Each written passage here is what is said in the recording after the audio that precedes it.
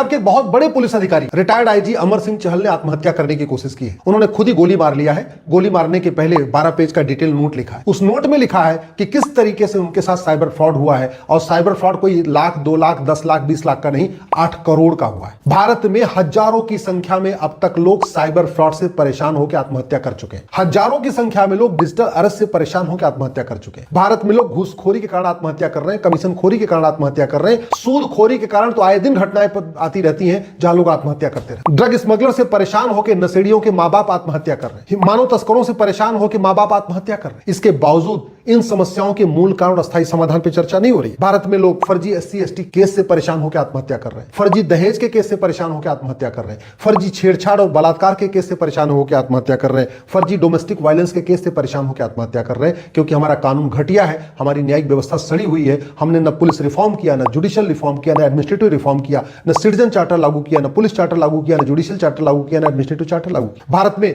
थाने के भ्रष्टाचार से परेशान होकर लोग आत्महत्या कर रहे हैं, तहसील से परेशान होकर आत्महत्या कर रहे हैं, कचहरी के भ्रष्टाचार से परेशान होकर आत्महत्या कर रहे हैं, कप्तान के ऑफिस के भ्रष्टाचार से परेशान होकर आत्महत्या कर रहे हैं, और कलेक्टर के ऑफिस से भ्रष्टाचार के परेशान होकर आत्महत्या कर रहे हैं। क्यों? क्योंकि हमारा कानून घटिया है, न्यायिक व्यवस्था सड़ी हुई है, न शिक्षा में संस्कार है, न कानून का खौफ है।